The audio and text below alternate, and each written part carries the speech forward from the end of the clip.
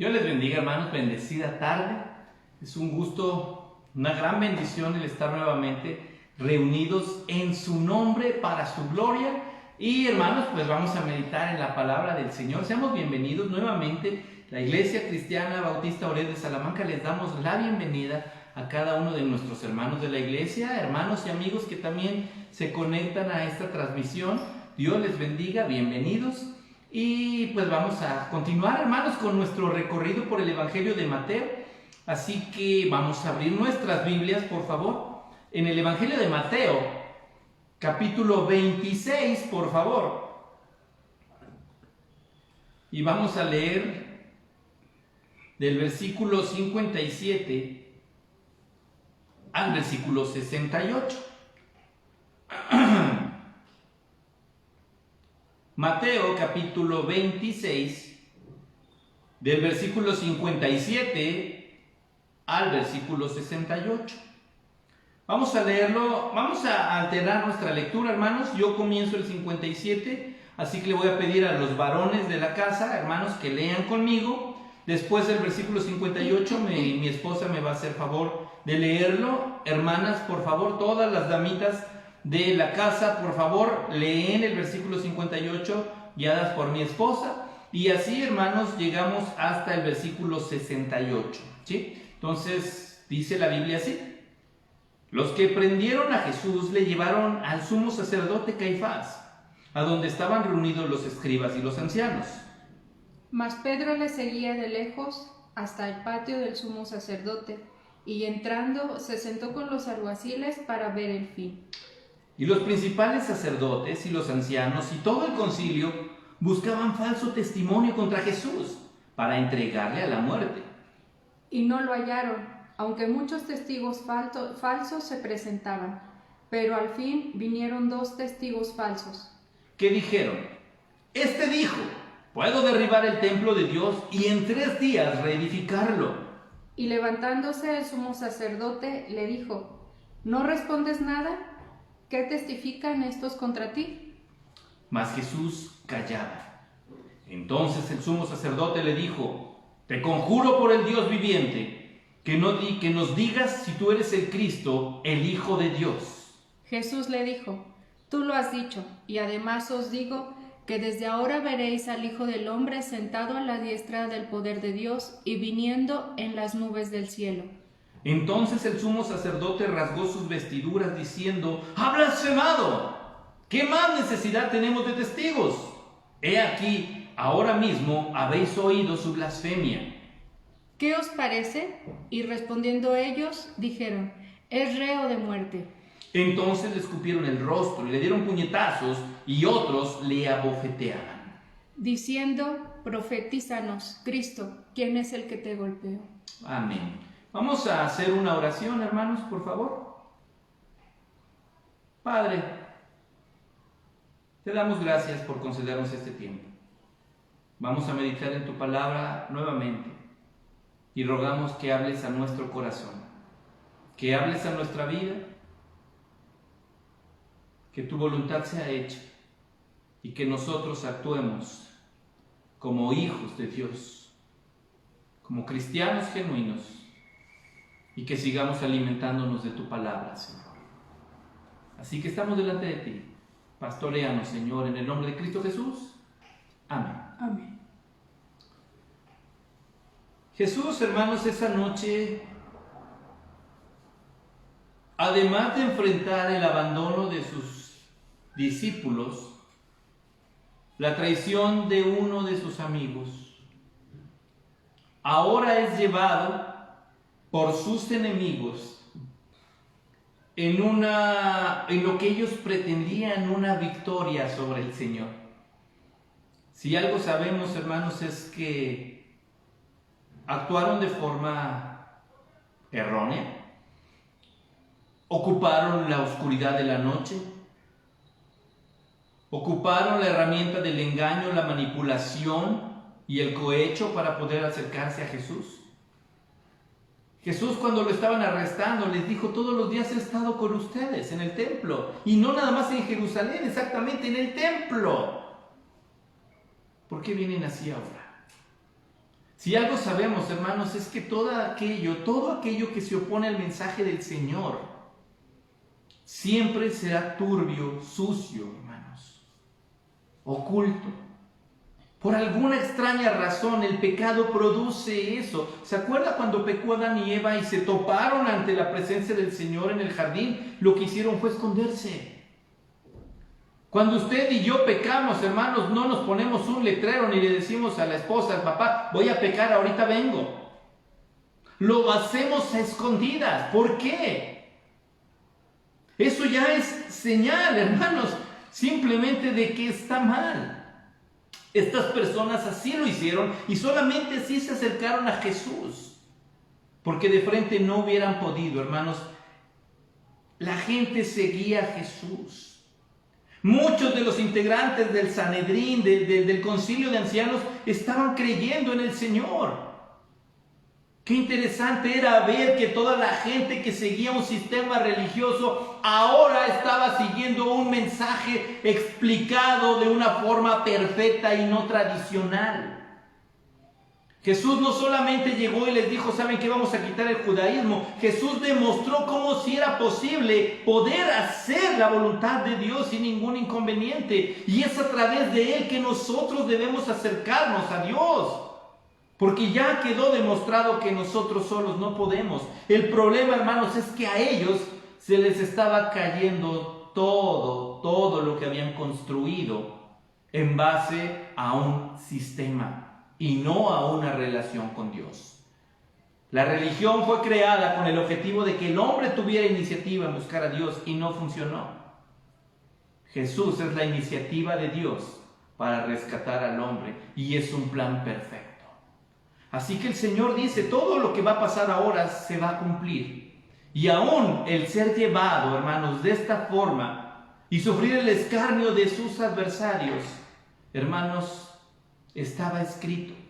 Así que el Señor Jesús no se sorprende de esto, pero sí es lastimoso ver la actitud de aquellos que se dicen sus seguidores y solo miran de lejos. Dice el 57, los que prendieron a Jesús le llevaron al sumo sacerdote Caifás, a donde estaban reunidos los escribas y los ancianos. El Evangelio de Mateo nos dice directamente que a Jesús lo arrestaron y lo llevaron al patio de Caifás. El Evangelio de Juan, en el contexto, hermanos, del capítulo 18 de Juan, nos da un dato interesante. Antes de llegar a la casa de Caifás, el suegro de Caifás, Anás, le hizo también un interrogatorio a Jesús. Ahora, las preguntas, hermanos, por las cuales es pasado Jesús, no son acerca de rebeldía al pueblo, hermanos, de agresión a la ley, sino de una confrontación a lo que ellos habían sido víctimas de una exposición negativa, pudieran pensar. Lo único que hizo Jesús fue exponer que ellos han adulterado, han puesto otras cosas antes que la ley de Dios. Y eso naturalmente no les gustó. ¿Y a quién nos va a gustar que nos digan, que nos llamen la atención o que nos corrijan? Le puedo asegurar, hermanos, que a la hora de confrontar a muchos hermanos, a muchos de nosotros, porque yo también lo he sufrido, lo he vivido, nos molesta que nos digan, estás mal. Y tenemos que aprender a reconocer cuando nuestra falla es genuina y decir, tiene razón, hermano. No hacerlo de otra perspectiva. Jesús, hermanos, fue llevado al patio y aquí Mateo dice, fue llevado, ya nos dice, acerca de Caifás, donde estaban reunidos los escribas y los ancianos, alrededor de unos 70 ancianos, entre fariseos y saduceos, estaban reunidos, los que conformaban el Sanedrín o el concilio de ancianos. Mire un dato en el versículo 58. Mas Pedro le seguía de lejos hasta el patio del sumo sacerdote y entrando se sentó con los alguaciles para ver el fin. Pedro no tenía la intención de intervenir, simplemente estaba de espectador y además estaba mirando de lejos. Pudiéramos pensar humanamente qué hubiéramos hecho nosotros. Ahorita nuestra perspectiva es, no, yo me hubiera acercado, yo hubiera estado presente. La verdad es que no, hermanos, porque estamos retratados todos los cristianos en la actitud de los apóstoles, al alejarnos, al enfriarnos, al no tener tiempo para Dios. Pero decimos que somos seguidores del Señor, pero solo estamos mirando de lejos. Solo miramos a ver qué es lo que va a pasar. A ver a qué horas vienen y me llaman porque saben que yo estoy aquí. No se trata de eso, hermano. Levántese, acérquese y sirva. Tengamos la iniciativa sin el temor, hermanos, de acercarnos a alguien, de acercarnos al pastor, acercarnos a los ministros. Hermano, estoy dispuesto. ¿Qué hace falta? Nunca se quede sentado esperando a ver si vienen a verme y decirme o invitarme. Porque usted tiene dones.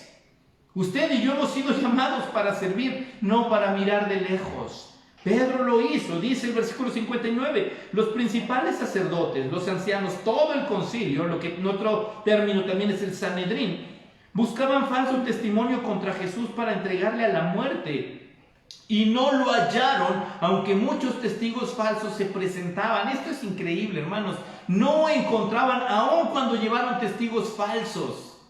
Aún cuando lo estaban haciendo a escondidas, aún cuando estaban en la noche. Hermanos, no lo llevaron precisamente al lugar donde debía ser enjuiciado. Lo llevaron al patio de la casa del sumo sacerdote.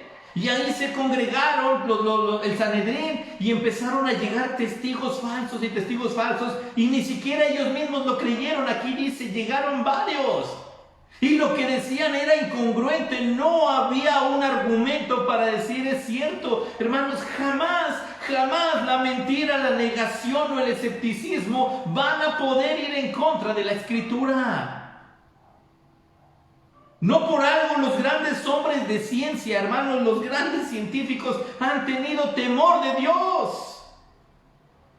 Aquellos que han puesto su mirada en el Señor, hermanos, encuentran que en la palabra de Dios está la verdad más fiel que puede existir. Así que sí es interesante ver cómo, aun cuando el enemigo ocupa la mentira, porque sabemos que el diablo es el padre de la mentira, no puede hacer nada en contra del mensaje y la evidencia de Jesucristo. ¿Y sabe qué ocurre? Ocupan las palabras del Señor para tergiversar. Dice el versículo 60. Pero al fin vinieron dos testigos falsos que dijeron, este dijo, puedo derribar el templo de Dios y en 3 días reedificarlo. ¿Sabe qué es lo interesante? Que ahora citan las palabras del Señor, pero torciendo totalmente el sentido. Jesús, cuando estaba en el templo saliendo, le dijeron, ¿verdad? Pueden destruir este templo y en 3 días lo voy a levantar. El mismo contexto nos está explicando que Jesús hablaba de sí mismo, de su cuerpo. Pueden destruir este templo y se van a dar cuenta en el 3er día cómo lo voy a levantar. Ahora, ¿qué fue lo que hicieron? Ocupar la palabra del Señor de una forma engañosa, mentirosa. ¿Se acuerdan del huerto del Edén? Vamos a retroceder otra vez. Llegó el diablo y le dijo a Eva, con que Dios ha dicho que no pueden comer de los árboles. Tomar la palabra del Señor y ocuparla en manipulación. Y aquí viene lo peligroso, hermanos. ¿Y por qué el no leer la Biblia es peligroso? Acuérdese, apúntela ahí. El no leer la Biblia es peligro espiritual. Porque terminamos creyendo las mentiras. Porque terminamos creyendo cualquier cosa que diga Dios y que esté tergiversando la palabra. ¿Cuántas canciones no han surgido en los últimos tiempos que niegan la divinidad de Cristo? ¿Cuántos líderes, hermanos, o pseudopastores o pastores, me alegría, que nada más divierten a la gente? Hermanos, se levantan diciendo cosas que están en contra de la Escritura. Y algunos hasta decimos, es que suena bonito. No se trata de que suene bonito, hermanos, se trata de estar sumisos a la palabra de Dios. Pero ¿cómo vamos a conocer y distinguir eso de la mentira, de la verdad, si nosotros no hemos creído en la palabra del Señor? Y acuérdese, Pablo dice que la fe viene por el oír y el oír por la palabra de Dios. Y entonces estos hombres ocupan la palabra del Señor torcida, arreglada, arrugada, y entonces lo ocupan como argumento. Y dice, versículo 62, levantándose el sumo sacerdote, Caifás bien enojado le dijo, ¿no respondes nada? ¿Qué testifican estos contra ti? Y ese no respondes nada me encanta, porque el Señor Jesús sabe que no vale la pena discutir con un mentiroso de esa forma. No gana nada, no va a ocupar nada. Versículo 63, hay algo interesante. Mas Jesús callaba. Entonces el sumo sacerdote le dijo: te conjuro por el Dios viviente que nos digas si eres tú el Cristo, el Hijo de Dios. Ocupa un término. Voy a poner a Dios en medio de todo esto para que tú respondas. Y el Señor Jesús no niega la verdad. La pregunta de este hombre es: ¿tú eres el Cristo? ¿Eres el Hijo de Dios? Aquí la pregunta es, si la respuesta es sí, ¿vas a creer? Si la respuesta es no, ¿qué vas a hacer? Pero hermanos, lo que buscaban ellos no era el creer, no era el desacreditar, era el pretender asesinar a Jesús. Y la respuesta que Jesús le da, hermanos, es increíble, porque Jesús no le dice: sí, sí lo soy. Jesús habla acerca de lo que él estaba diciendo: tú lo estás confesando. Jesús le dijo: tú lo has dicho, tú tienes la respuesta. Y esto, hermanos, es una confrontación directa. Tú ya sabes. Tú has visto quién es Jesús, tú sabes, has escuchado, has presenciado, han dado testimonio acerca de Jesús. Tú ya sabes la respuesta. Hermanos, esto es interesante porque para nosotros como cristianos, cuando llega el momento de la presión, de la tristeza, de la necesidad, preguntamos y oramos a Dios. Pero el Señor nos dice: ya sabes lo que tienes que hacer, tienes que confiar, tienes que levantarte, busca. Pablo dice, ¿verdad? Orad sin cesar. Ya sabes lo que tienes que hacer, tú lo has dicho. ¿Qué puedo hacer, Señor, para salir adelante? Tú sabes. Cuando llega una confrontación de gente, hermanos, que quiere y pone en duda precisamente acerca de la divinidad de Jesús, podemos responder como lo hizo Jesús, de esta forma. ¿Quieres la respuesta para creer? Si te lo demuestro bíblicamente, ¿vas a creer en Jesús? ¿O para qué quieres que te responda? Y mucha gente solamente lo hace con el fin de debatir. Y Jesús dijo: no vale la pena eso. Pero también el apóstol Pedro nos dice: aquel que demande pregunta, respuesta, estemos dispuestos a contestar. Y la respuesta que Jesús da es increíble, porque primera le dice: tú ya sabes. Tú has escuchado, y vamos, hermanos, él era el sumo sacerdote, él tenía que conocer la escritura, él tenía que conocer las profecías, él tenía que conocer las promesas, y él tenía que identificar quién era Jesús. Hermanos, y note algo, no le dice: no es cierto. Esa no es la respuesta, él sabía eso. Sin embargo, Jesús no solo dijo eso, sino que además, hermanos, cita de una forma increíble los dichos del profeta Ezequiel, los dichos del profeta Daniel. Desde ahora verás al Hijo del Hombre sentado a la diestra del poder de Dios y viniendo en las nubes del cielo. Algunos creemos que el término el Hijo del Hombre significa acerca de Jesús en su humanidad, pero el término Hijo de Hombre es un término divino empleado por el profeta Ezequiel, empleado por el profeta Daniel, dándole esa legitimidad al Cristo, al Mesías. Así que cuando Jesús le dice eso: tú ya sabes quién soy yo, y además de eso te voy a demostrar cuando esto ocurra que realmente soy el Hijo de Dios. Y entonces comienza el problema. Dice 65, el sumo sacerdote rasgó sus vestiduras diciendo: ha blasfemado. ¿Cuál fue la blasfemia? Que Jesús dijo sí. Jesús con su respuesta está diciendo: soy el Hijo de Dios, soy el Cristo. Problema, porque para ellos, hermanos, el Mesías, el Cristo, venía con otra perspectiva.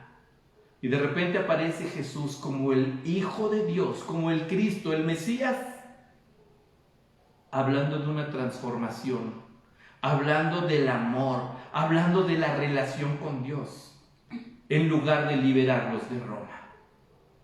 Así que hay algo interesante aquí, porque para ellos, hermanos, que Jesús dijera: yo soy el Cristo, se convirtió en algo que ellos no quisieron aceptar, aun cuando la evidencia estaba presente. ¡Ha blasfemado! ¿Qué más necesidad tenemos de testigos? He aquí, ahora mismo habéis oído su blasfemia. ¿Qué os parece?, le pregunta a todo el Sanedrín. Y respondiendo ellos dijeron: es reo de muerte. Lo interesante es que ellos, hermanos, por la imposición de Roma, no podían dar un juicio de muerte, ni podían ejecutar una condición de pena de muerte. No tenían esa facultad. Sin embargo, para ellos, hermanos, ya era considerado Jesús un reo de muerte. Sin embargo, hermanos, las cosas se ordenan conforme a la palabra del Señor. Así que no por algo el profeta Isaías le llama a Jesús varón de dolores. Y no solamente estamos hablando de lo que sigue a continuación, porque desde que el Señor se pone a orar en Getsemaní ya había aflicción, había agonía en su corazón. Hubo reacción de sus apóstoles de una forma que él no aprobaba, que era la violencia. Hubo uno de sus seguidores, hermanos, que fue con los enemigos y se ofreció a ser el testigo para entregarle. Hubo amigos que estaban con él que debían orar y se quedaron dormidos. Hubo amigos que decían seguirlo y salieron huyendo. Lo más cercano era Pedro, que no se atrevió a acercarse y solo mirar a distancia. El 67 nos habla de lo que hicieron estas personas. Le escupieron en el rostro, le dieron puñetazos y otros le abofeteaban, diciendo: profetízanos, Cristo, ¿quién es el que te golpeó? El Evangelio de Lucas nos dice que le pusieron una venda en los ojos, le amarraron y le pegaron. Y por eso es la pregunta: ¿quién es el que te golpeó? Hermanos, algo que sí tenemos que aprender nosotros como cristianos es a ser congruentes al llamarnos cristianos. Todo esto estaba escrito y no lo iba a cambiar. El mismo Señor Jesús aceptaba la voluntad de Dios. Hermanos, para poder pagar el precio necesario de nuestra transgresión. Así que esta parte, hermanos, tiene que empezar a ser en nuestro corazón, hermanos, que lata. En la mañana hablábamos de lo que el Señor nos daba de tener un corazón de carne, un corazón sensible. Ahora, con un corazón sensible entendamos lo que está ocurriendo aquí. El Señor Jesús se entregó a la burla. El Señor Jesús fue dispuesto a sufrir todo esto por amor a usted y por amor a mí. Porque el Señor Jesús sabía que ni usted ni yo podríamos responder de esta forma. Es más, ni siquiera podríamos soportar todo lo que Él estaba llevando. Así que si hay alguien que entiende el sufrimiento perfectamente, es el Señor.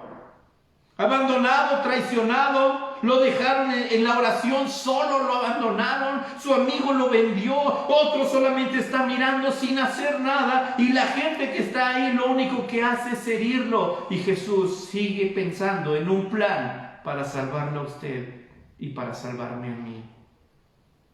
Y tenemos que ser valientes. Señor Jesús, si tú estuviste dispuesto a sufrir esto por mi causa, yo estoy dispuesto a seguirte por el resto de mi vida. Si tú estuviste dispuesto a sufrir esta pena por mi culpa, yo voy a dar testimonio de tu amor todos los días. Así que no nada más quedémonos, hermanos, con la dificultad que pasó el Señor, porque esto tuvo un objetivo, y era que usted y yo alcanzáramos misericordia. Pero no miremos de lejos. Aprendamos, hermanos, abrazarnos al Señor Jesús y serles fiel. Serles, hermanos, serle al Señor de testigo, de adoración, de servicio, de todo lo que implica la vida cristiana. Porque Él estuvo dispuesto a estar ahí por usted. Así que no se le olvide nunca. Así fue el amor. Así es el amor de Dios por usted. Vamos a hablar. Amado Señor, queremos darte gracias porque nos has concedido, Padre, la oportunidad de meditar nuevamente en tu palabra. Y te damos gracias, Señor Jesús, porque realmente nos amas. Toma nuestras vidas, Señor, y forja en nosotros tu voluntad. Padre, si nosotros hubiéramos estado en ese mismo instante, hubiéramos actuado igual que los apóstoles. Señor, no estamos en ese instante y estamos actuando igual. Así que, Señor, ayúdanos a ser congruentes. Si tú estuviste dispuesto a pasar todo esto por mi causa, por nuestra culpa, Señor, entonces estamos dispuestos a serte fieles. Si tú nos has perdonado, Señor, estamos dispuestos a serte fieles.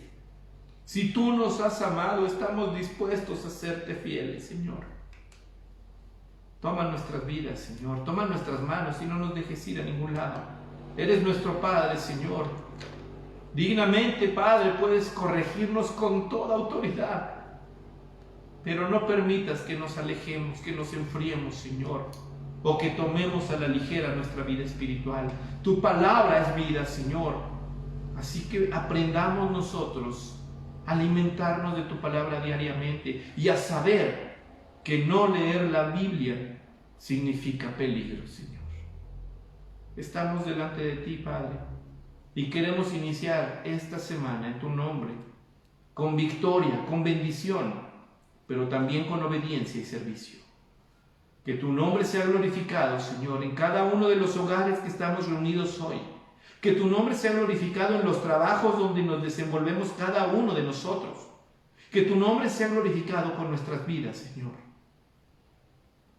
Que te sirvamos, Rey de Reyes y Señor de Señores. En el nombre de Cristo Jesús oramos. Amén. Amén. Hermanos, que Dios les dé una semana llena de bendiciones y, como lo acabamos de pedir, que aprovechemos la oportunidad de hablar, de demostrar quién es Jesús, si Jesús es el Señor de su vida. Y no se le olvide que fuimos creados para la alabanza de su gloria, así que adoremos al Señor de todo corazón. Les mandamos un abrazo fraternal, caluroso, les amamos, pero recuerde que si alguien le ama más, es el Señor Jesús. Que Dios le bendiga.